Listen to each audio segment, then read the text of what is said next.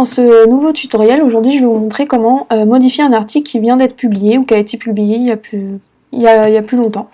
Donc là, comme vous pouvez voir, si vous cliquez sur la page article, vous retrouvez tous les articles qui ont été publiés. Donc comment on peut savoir que c'est publié? Bien tout simplement, vous regardez la colonne date et quand vous pouvez voir, il y a la petite mention publié. Donc si c'est juste un brouillon, il y aura la mention brouillon tout simplement. Et vous avez la date de publication juste en dessous. Donc vous avez la possibilité de rechercher un article en particulier avec le champ de recherche juste ici, vous tapez le nom, par exemple recrutement, vous faites rechercher dans les articles et là vous retrouvez recrutement. Donc bien sûr là ça sert à rien, il n'y en a que 2, mais si vous en avez plus d'une vingtaine, ça peut être fortement utile.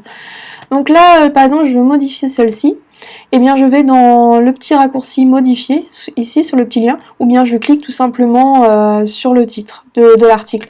Donc là je vais donc cliquer modifier. Donc là vous retrouvez exactement les mêmes champs que pour l'ajout d'un article. Vous avez le champ titre, le champ contenu textuel, et vous avez l'image ici. Donc moi par exemple je veux changer mon contenu textuel.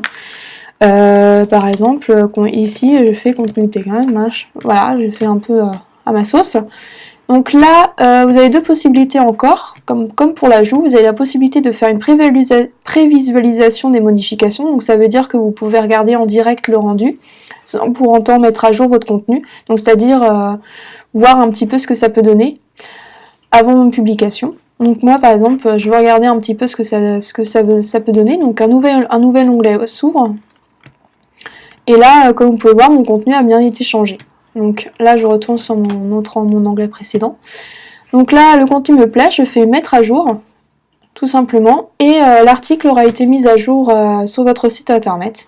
Comme vous pouvez voir dans le champ révision, différentes révisions a été faite tout simplement, donc ça vous permet de voir un petit peu l'historique de modification de votre article pour savoir un petit peu où vous en êtes là-dessus, c'est assez simple. Donc voilà, donc dans la prochaine vidéo je vais vous montrer comment supprimer un article.